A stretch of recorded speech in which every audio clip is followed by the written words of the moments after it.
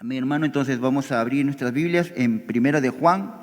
Estamos en el capítulo 5, ¿no? Hoy día nos toca ver los versículos 16 y 17, pero para entrar en contexto lo vamos a leer desde el 14, ¿no? Pero nos toca solo ver nada más el 16 y el 17. Pero para poder entender el contexto en el que se dice estos dos versículos lo vamos a leer a partir del versículo 14. Entonces, la palabra del Señor se lee en el nombre del Padre, del Hijo y de su Santo Espíritu. Amén. La palabra del Señor dice: y esta es la confianza que tenemos en Él, que si pedimos alguna cosa conforme a su voluntad, Él nos oye. Y si sabemos que Él nos oye en cualquier cosa que pidamos, sabemos que tenemos las peticiones que le hayamos hecho. Si alguno viere a su hermano cometer pecado que no sea de muerte, pedirá, y Dios le dará vida. Esto es para los que cometen pecado que no sea de muerte. Hay pecado de muerte, por el cual yo no digo que se pida. Toda injusticia es pecado, pero hay pecado no de muerte. Amén. Tomen asiento, hermanos. Entonces, continuamos con el estudio de esta primera epístola, carta del apóstol Juan, y nos estamos acercando ya al final, ¿no? Estamos en el capítulo 5, estamos en los últimos versículos, ¿no? Y uno de los textos que se podría decir clave de esta epístola es la que se encuentra en el capítulo 2, versículo 6, ¿no? El que dice que permanece en Él, dice, debe andar como Él anduvo, ¿no? Eso vendría a ser la clave, ¿no?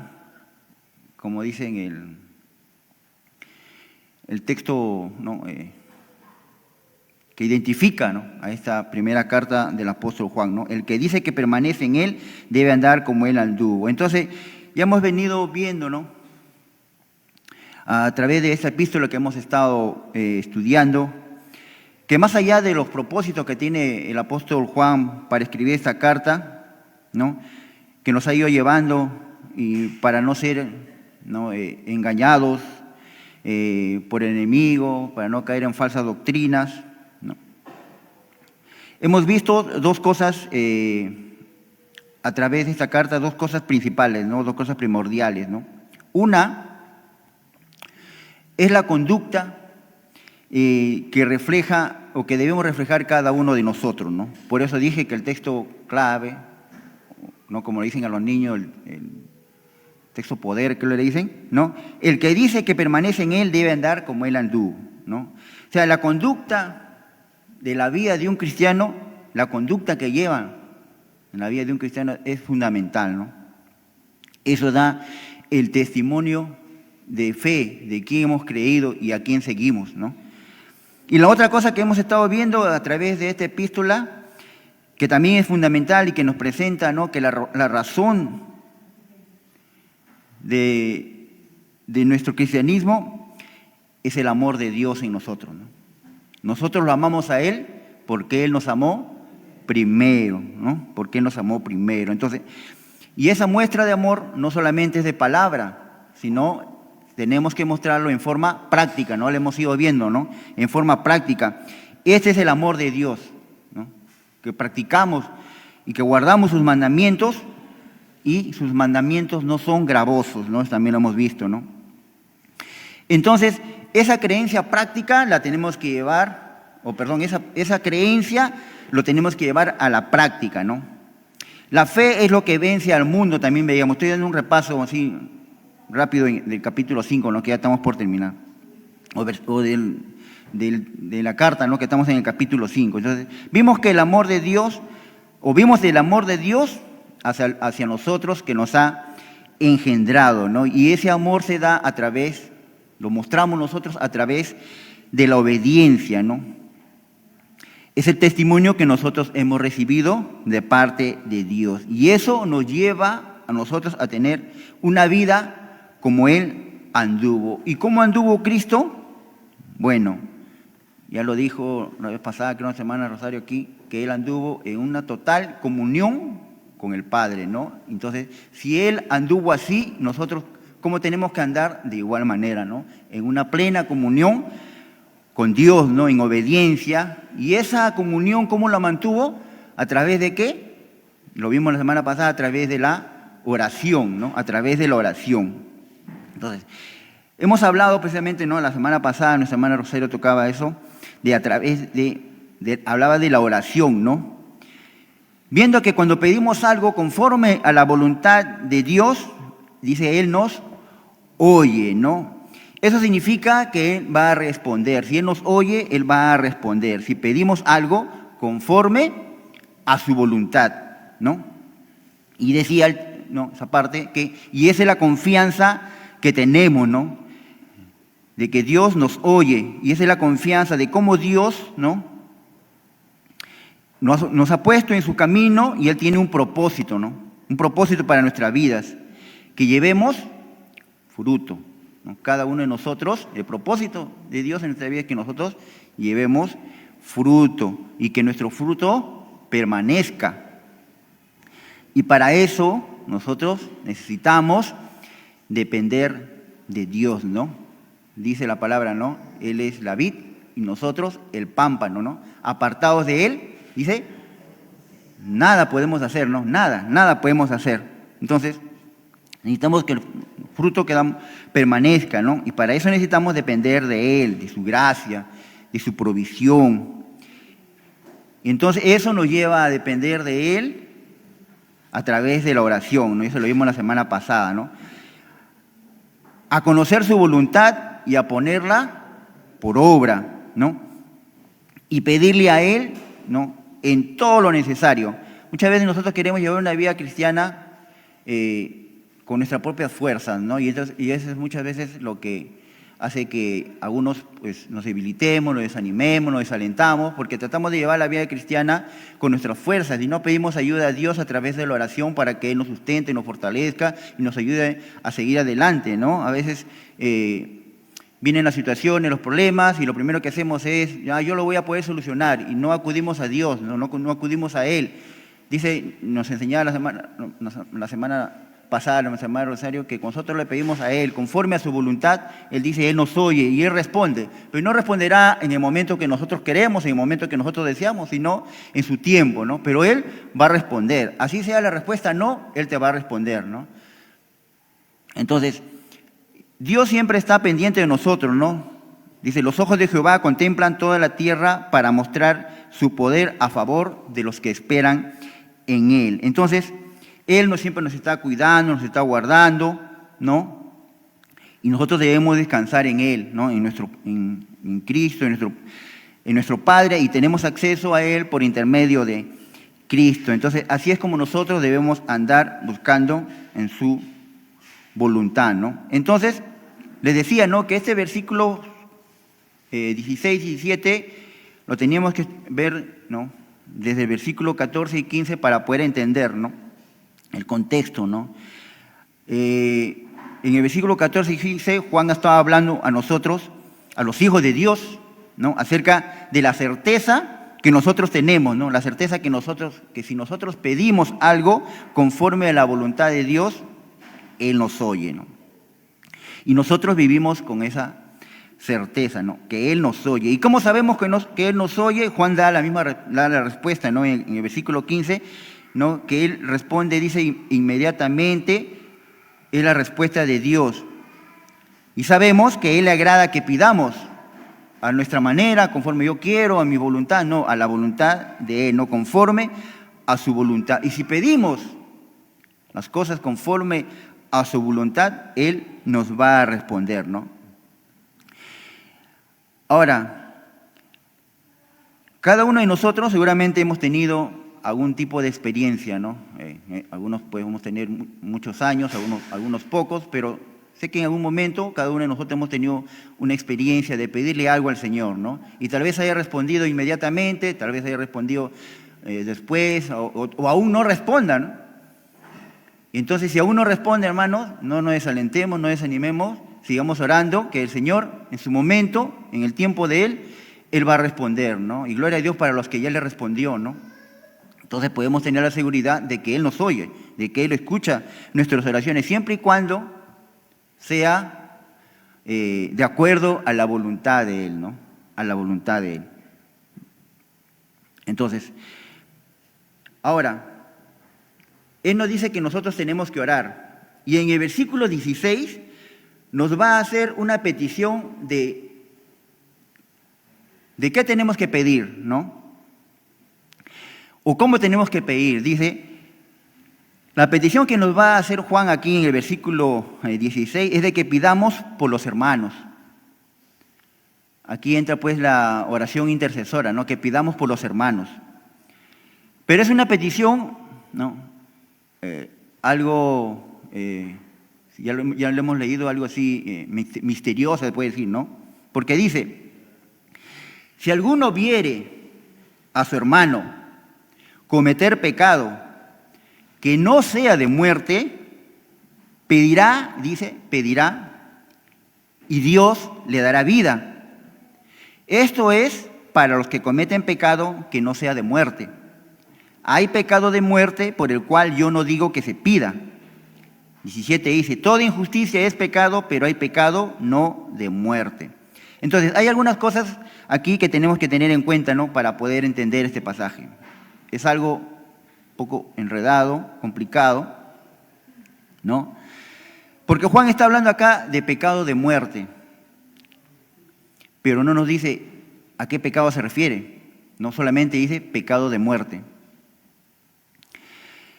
Yo he escuchado a algunos comentaristas que dicen que esto es un misterio, no saben a qué misterio o a qué pecado se refiere cuando dice pecado de muerte, ¿no? Entonces, tenemos que ir a la luz de la palabra para que la misma palabra, ¿no? nos ilumine y nos haga entender, ¿no? Entonces, nosotros tenemos que entender que aquí, en este momento, ¿no? En este momento, ¿no? Que escribe el apóstol Juan, ellos no tenían la Biblia que nosotros tenemos, no tenían el Evangelio. ¿A qué parte de la Biblia ellos se basaban?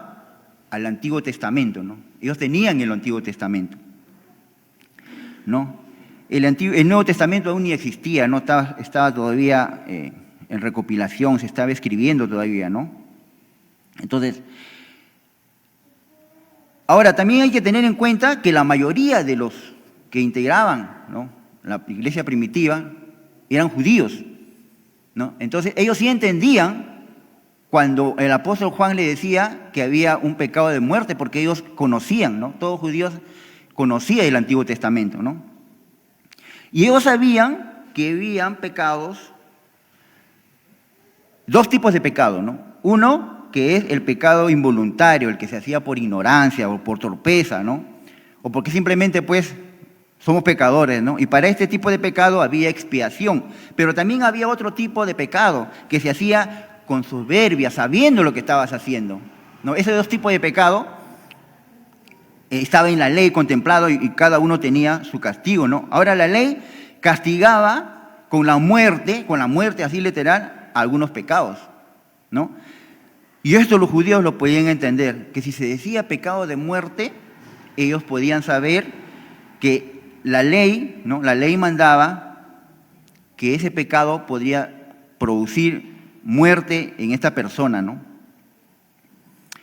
Ahora, a través del Antiguo Testamento podemos ver que tomar por ejemplo, personajes de la Biblia en los cuales ellos habían cometido pecado y que había traído juicio a sus vidas, ¿no? Por ejemplo, en el Antiguo Testamento podemos encontrar a Nadab y Abiú. ¿Saben quiénes son ellos, no?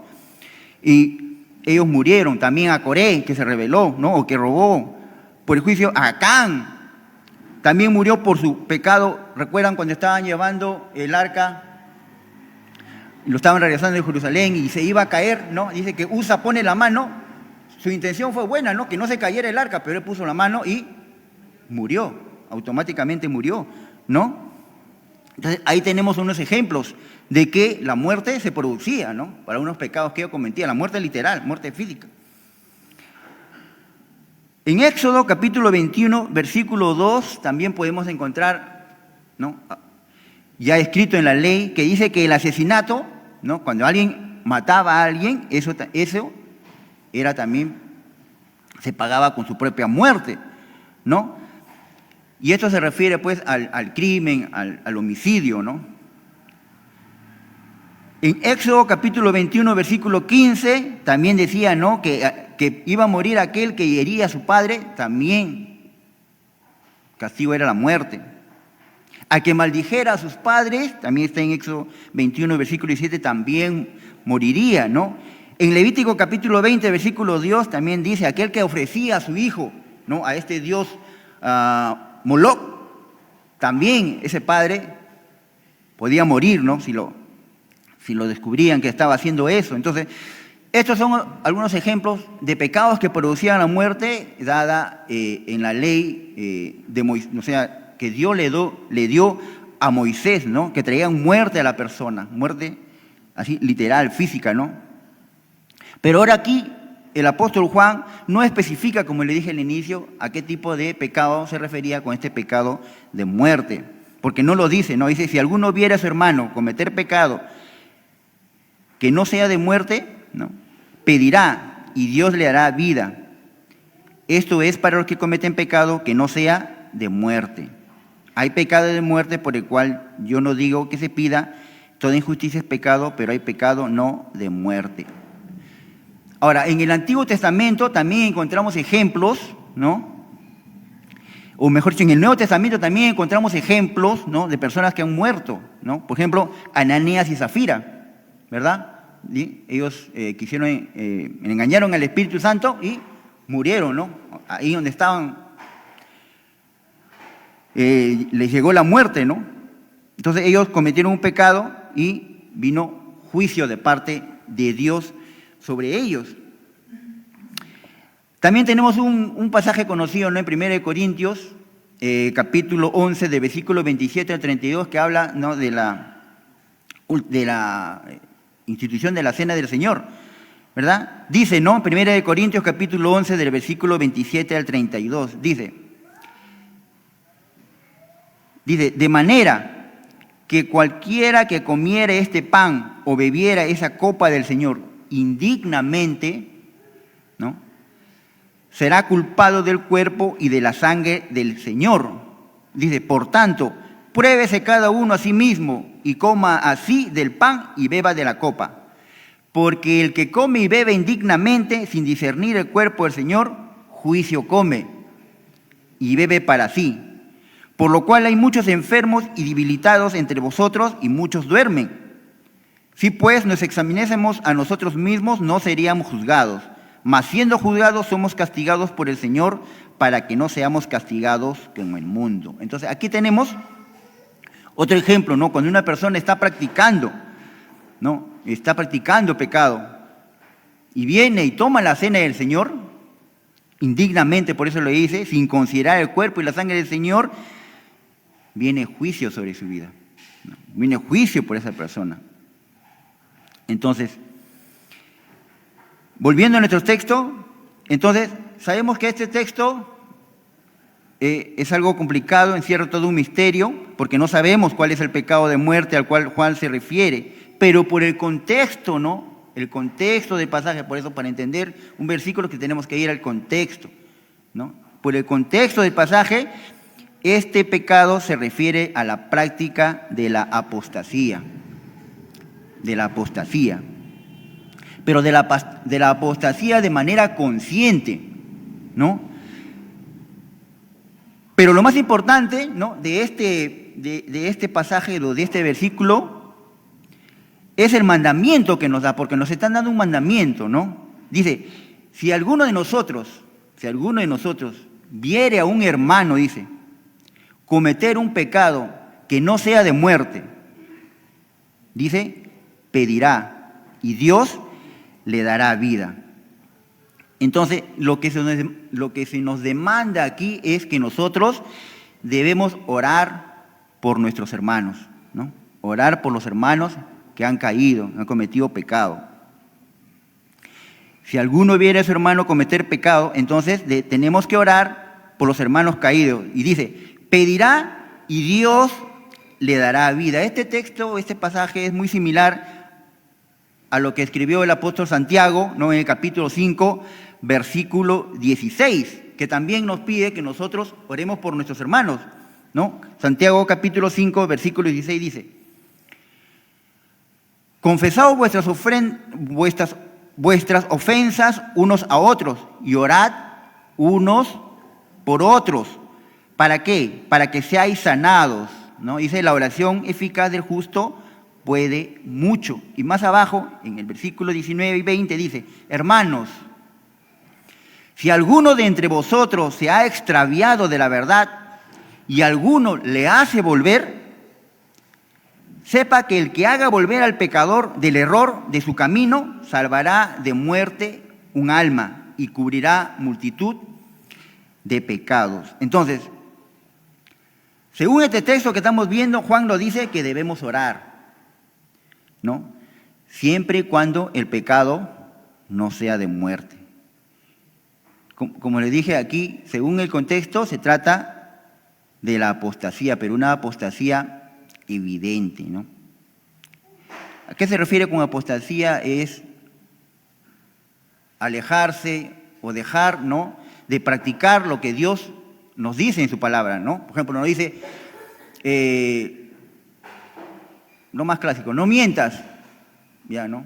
Bueno, entonces yo no voy a mentir nunca, no, caemos. Pero cuando lo hacemos ya abiertamente, o sea, ya no me interesa, ya yo miento, no, a pesar de que estamos en iglesia, a pesar de que somos cristianos, no miento, entonces yo estoy yendo, ¿no?, en contra de la palabra de Dios. A eso se refiere apostasía. Es un ejemplo nomás porque hay muchos, ¿no?, que podemos dar. Entonces, según el texto que estamos viendo, Juan nos dice que debemos orar siempre y cuando el pecado no sea de muerte, ¿no? Y esto lo podemos corroborar con Jeremías, con el profeta Jeremías. Jeremías capítulo 7, versículo 16, nos dice mucho acerca de esto, ¿no? Como Dios también le dijo a él, algo así como nos está diciendo aquí el apóstol Juan a nosotros. Dice en Jeremías 7, 16, Dios le dice a Jeremías, ¿no? De 16, pero vamos a leer desde el 15 para poder entenderlo.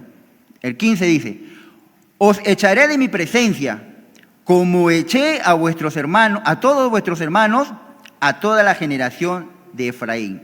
Tú pues, le dice Dios a Jeremías, no ores por este pueblo, ni levantes por ellos clamor ni oración, ni me ruegues, porque no te oiré.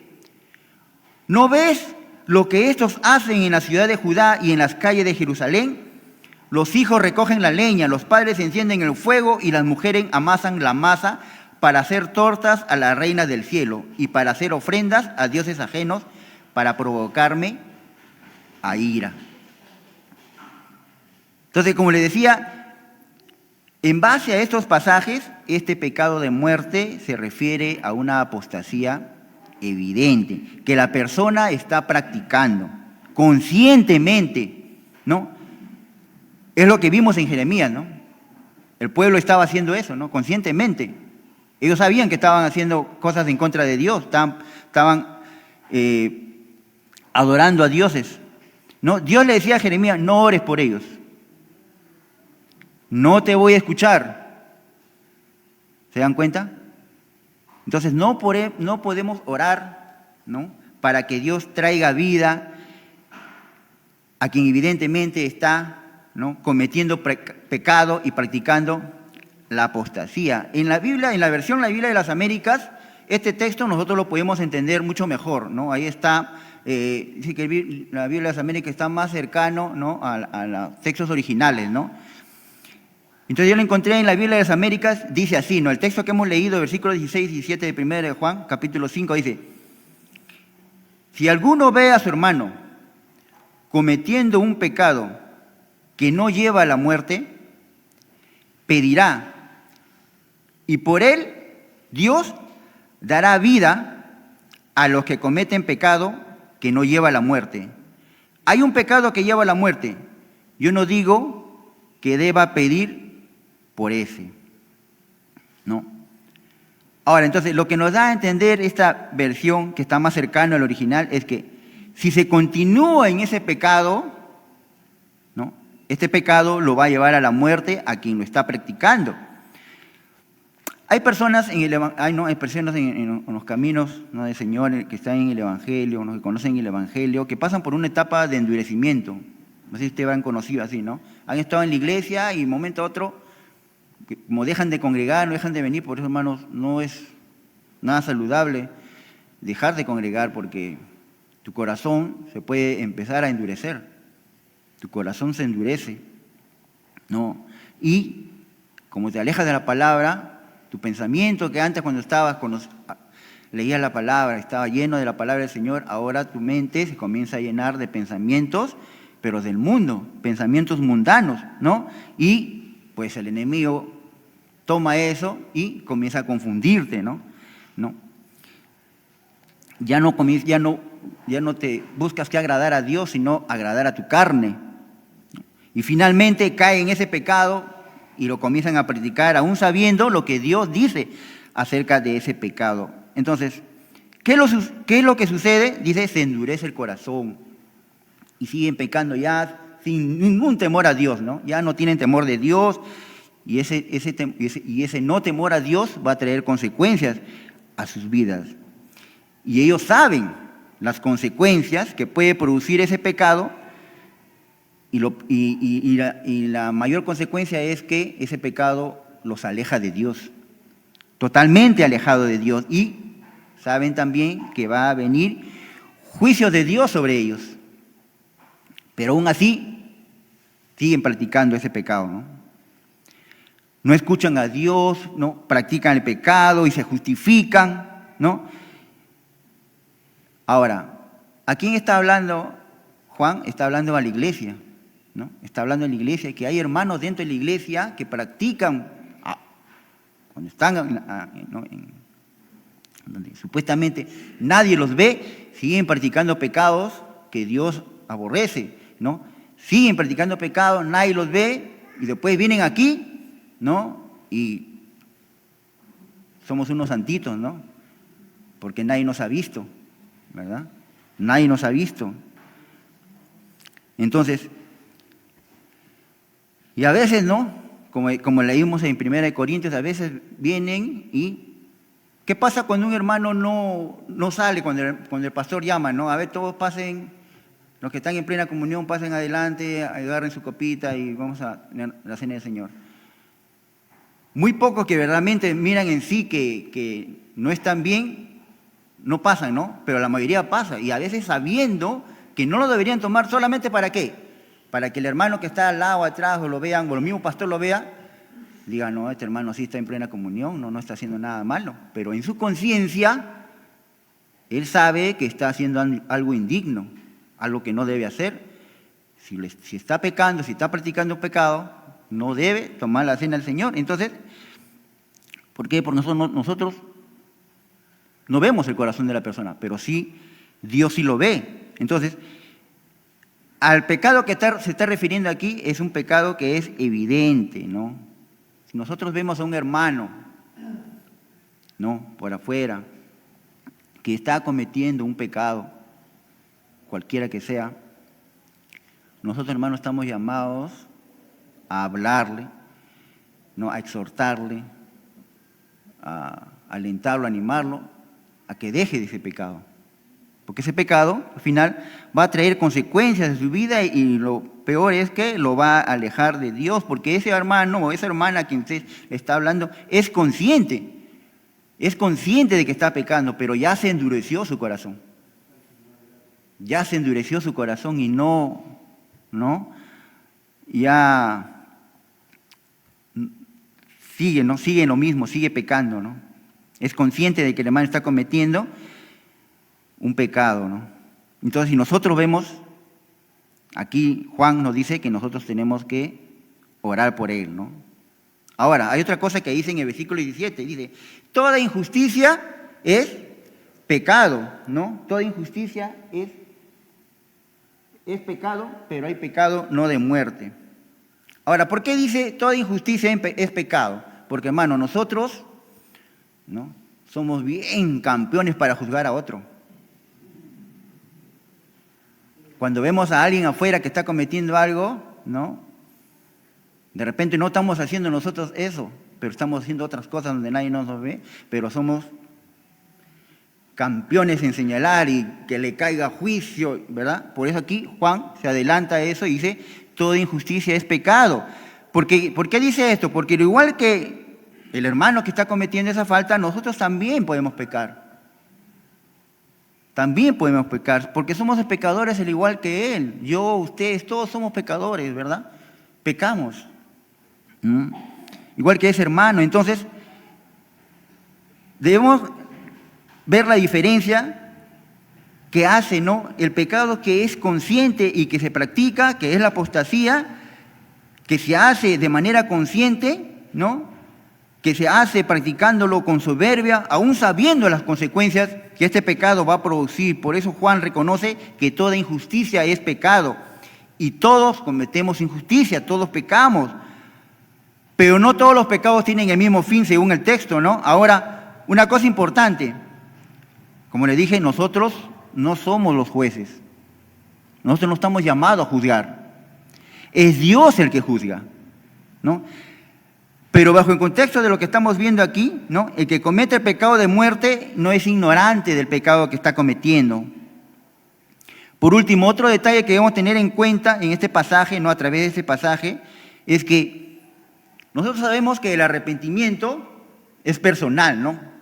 Cada uno de nosotros cometemos un pecado, nosotros personalmente tenemos que confesar ese pecado y arrepentirnos, ¿no? El arrepentimiento es personal. Pero nosotros estamos llamados a orar para que ese hermano, ¿no?, sea perdonado por Dios. Mejor dicho, no oramos para que ese hermano sea perdonado por Dios, sino para que sea restaurado. Para que sea restaurado. No oramos para que Dios, porque ahí no dice, ora para tu hermano para que yo lo perdone. No dice así el texto, ¿no? Oramos por restauración. Porque si un hermano conoce lo que él está haciendo, va a caer en una serie de condiciones, ¿no? Si este hermano conoce, reconoce verdaderamente que ha pecado, conoce la palabra, como dice el hermano, va a venir sobre él ¿qué cosa? ¿Qué cosa es lo primero que te lleva cuando tú pecas? Y que mucha gente lo ha hecho y por eso ahora ya no viene a la iglesia. ¿Qué es lo mayor que le viene a una persona que ha estado en la iglesia y que en un momento ha pecado y alguien lo ha visto y por eso ya no quiere venir? La vergüenza, ¿no? Es lo primero que te viene y la vergüenza no te deja venir. ¿Qué dice la gente? No, ¿qué me van a decir los hermanos? Nosotros no le vamos a decir nada, pero la vergüenza, ¿no?, la conciencia, la vergüenza, ¿no?, la carga espiritual, la condenación, la confusión, todo eso utiliza el enemigo para destruirlo, ¿no? Para hacerle creer, Dios ya te ha desechado, tú ya no vas a servir a Dios, ya no sirves para nada. Sin embargo, podemos encontrar muchos ejemplos en la palabra del Señor que grandes hombres de Dios, antes de ser grandes hombres de Dios, pecaron también, ¿no? Si nosotros vemos la lista, Abraham, David, y así, ¿no? Hay muchos que pecaron, pero cuando pidieron perdón, se arrepintieron, fueron grandes hombres de Dios. Y entonces, si nosotros pecamos, ¿no?, o vemos que alguien peca y Dios lo restaura, también puede llegar a ser, ¿no?, un gran siervo de Dios, pero el enemigo, como le digo, el enemigo de las almas, va a poner vergüenza, va a ponerle carga y no va a dejar, ¿no?, que se restaure, ¿no? Lo va a sacar aquí de la iglesia. Ahora, cuando dice el versículo 16 que debemos pedir y Dios le dará vida, no debemos entender que esa vida se refiere a la vida eterna, porque ya en el versículo 12 dice, ¿no?, que el que tiene al Hijo, ¿qué dice? Lean ahí en el versículo 12, dice, el que tiene al Hijo tiene la vida. O sea, ese hermano, porque está hablando a un miembro que es de la iglesia, a uno que es salvo, que tiene al Hijo, ¿no? Dice, este Hijo tiene la vida. Entonces aquí cuando dice, pedirá y Dios le dará vida, no se refiere a la vida eterna, sino a la vida, a una vida que ha sido, ¿no?, ¿cómo se puede decir?, resquebrajada, destruida por el pecado, una vida ¿qué? En comunión con Dios, ¿no? Porque el pecado es lo que nos aleja de Dios, es lo que nos rompe esa comunión con Dios, ¿no? Entonces, cuando dice aquí el versículo 6, pedirá y Dios le dará vida, o sea, va a restaurar su vida, ¿no? Esa vida en comunión con Él. El hermano caído, ¿no? Ya tiene vida eterna, al igual que usted, al igual que yo. No se refiere a esa vida eterna, sino a la vida plena, la vida en comunión, de la vida restaurada, de la vida en santidad. De eso está hablando el texto, ¿no? Es importante, hermanos, y recordar que Dios, a través, y no, que el Espíritu Santo inspiró a Juan para que escriba esto, porque Dios quiere que en la iglesia no haya murmuraciones, ¿no? Ay, ese hermano está haciendo esto, ay, ese hermano está haciendo lo otro, mira, yo lo vi, mira, yo lo encontré por allá, mira. Eso no quiere Dios. No quiere murmuraciones dentro de esa iglesia. No quiere que murmuremos, ¿no? Por el hermano que ha caído. Eso no quiere Dios. Lo que quiere Dios es que nosotros oremos para que esa vida sea restaurada, ¿no? Y que actuemos como verdaderos creyentes, como dice en Gálatas, espirituales, ¿no? En Gálatas capítulo 6, versículo 1, es algo que a nosotros, ¿no? Que nosotros realmente nos llevamos este texto, ¿no? En nuestro corazón esta mañana, no vamos a juzgar a otros, porque acá nos dice por qué no debemos juzgar. Dice, Gálatas 6, versículo 1, hermanos, dice, está hablando de la iglesia, ¿no? No está hablando de nosotros. Hermanos, si alguno fuera sorprendido en una falta, o sea, estuviera ahí, lo han visto, ¿no? Que está pecando, ¿no? Si tú lo ves a tu hermano en una falta, dice, vosotros, o sea, nosotros, que sois espirituales, restauradle, dice, restauradle, no dice juzgue, no dice acuse, no dice eso, restauradle con mansedumbre. Y acá dice, ¿por qué? ¿Por qué debemos hacer así? ¿Por qué debemos actuar con el hermano caído de esa manera? Porque tenemos que considerarnos nosotros mismos. No sea que nosotros también, en algún momento, estemos en el mismo lugar que está este hermano caído y nos hagan lo mismo, ¿no? Entonces, tenemos que tener cuidado, hermanos, de no juzgar, ¿no? De no hacer leña, como se dice, ¿no? Del árbol caído de un hermano, sabiendo que cualquiera de nosotros podemos caer, podemos tropezar, ¿no? Cualquiera de nosotros, cualquiera. Entonces, tenemos que considerar eso, ¿no? Nadie está libre, ¿no? De caer algún pecado, de tropezar, ¿no? Pero aquí está hablando, ¿no? De que nosotros tenemos que orar por ese hermano, ayudarlo a restaurarse, ¿no? Orar por él, interceder por él, para que él nuevamente regrese a los caminos del Señor y pueda, ¿no? Seguir y cumplir con los propósitos que Dios lo ha llamado, ¿no? Eso es lo que dice Juan aquí, ¿no? A través de este texto, que nosotros no debemos ser, no tomar la labor de Dios, ¿no? De juzgar a los demás, de juzgar al hermano que ha caído, sino por el contrario, nosotros, como dice el texto, nosotros, dice, si vemos a un hermano, ¿no? Si alguno viera a su hermano cometer pecado que no sea de muerte, pedirá y Dios le dará vida. Esto es para los que cometen pecado que no sea de muerte. Hay pecado de muerte por el cual yo digo que no se pida. Toda injusticia es pecado, pero hay pecado no de muerte. Entonces, hermanos, que el Señor nos ayude, hermanos, cada día a que nosotros podamos vivir, ¿no? En santidad. Y si pecamos, dice la palabra de Dios, ¿no? Que nosotros tenemos abogado, ¿no? Y aquí también el libro de Juan lo dice, ¿no? En la carta a Juan, que nosotros tenemos abogado, ¿no? Y que dice que si nosotros confesamos nuestros pecados, Él es fiel y justo para perdonarnos, dice. Pero ¿qué dice? Si nosotros confesamos nuestros pecados, nosotros nos arrepentimos, eso también es importante, ¿no? Arrepentirnos de nuestros pecados y ya no volver a cometerlos, ¿no? Dice, Él es fiel y justo para perdonarnos y limpiarnos de toda maldad. Entonces, hermanos, que el Señor nos ayude, hermanos, que el Señor nos ayude a que nosotros Sé que aún, ¿no? Aún hay eso en nosotros de ser muy acusadores, ¿no? De juzgar, ¿no? De señalar. Y Dios no quiere eso, hermano. Por el contrario, Dios quiere que nosotros nos animemos, oremos unos por otros. Por eso es bueno, hermanos, los días martes que hacemos aquí el tiempo de intercesión, orar por unos por otros, ¿no? Se ora por sanidad, se ora por muchas cosas, pero también debemos orar unos por otros para no caer, ¿no? Para no caer en la tentación, para no caer en pecado. Y si alguno está pecando, pues que deje de pecar, ¿no? Porque nos puede engañar a nosotros, nos podemos engañar entre nosotros, pero nadie engaña a Dios porque Él todo lo ve, ¿verdad? Entonces a Él no lo podemos engañar. Nosotros podemos tener una apariencia aquí, pero Dios lo sabe todo, ¿no? Amén. Amén, hermano. Entonces vamos a orar para agradecer al Señor la mañana por su palabra. Padre nuestro que estás en el cielo, Señor, te damos gracias por este tiempo, Señor, que nos has permitido estar aquí, Señor. Gracias por tu palabra, Señor. Gracias por hablarnos a través de tu apóstol Juan, Señor. A que nosotros, Señor, debemos orar, debemos interceder por un hermano, Señor, que nosotros veamos, que seamos testigos, Señor, de que está pecando.